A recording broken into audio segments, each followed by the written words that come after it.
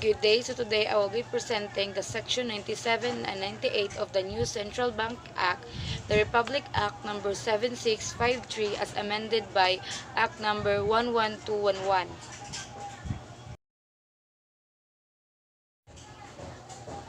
Section 97, the required reserves against foreign currency. So the Monetary Board is similarly authorized to prescribe and modify the minimum reserve ratios applicable to deposits denominated in the foreign currencies.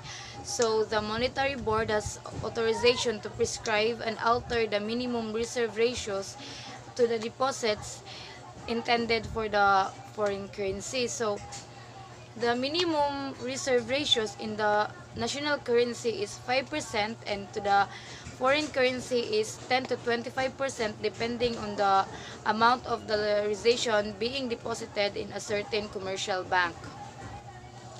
Reserve requirement is the amount of fund being held by the bank in a certain reserve. This is to ensure that they were able to meet the liabilities in terms of unexpected withdrawals. An example of this is that the Bank ABC has determined 10% of reserve ratio in Federal Reserve and the bank has 500 million in deposits. So this means that the bank should keep 50 million in the Federal Reserve Bank wherein they may not use it for any lending or transaction purposes. The main purpose of the Federal Reserve is to provide the nation with a safer, more flexible, and more stable monetary and financial system.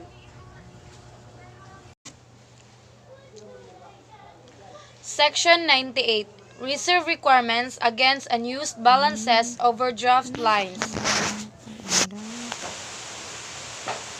In order to facilitate the Bangko Sentral control over the volume of bank credit, the Monetary Board may establish minimum reserve requirements for unused balances overdraft lines.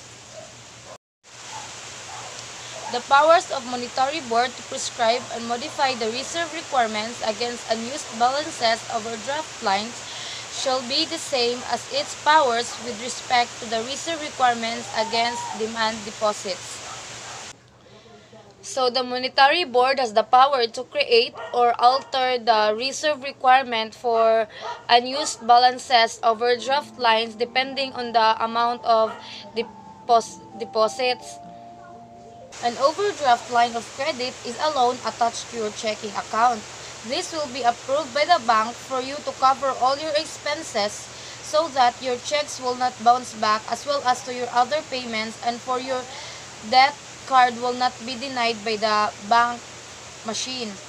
So an overdraft money can be withdrawn depending on the daily limits being set by the bank and as well as to the borrowings being agreed upon. The Federal Reserve requires banks to hold minimum level of reserves on their liabilities, and this reserve is equal to 10% to the bank's demand and checking deposits. As of this year, the reserve requirements was set to zero in all transactions. This is due to the global financial crisis and the banks aren't required to keep deposits at their reserve bank.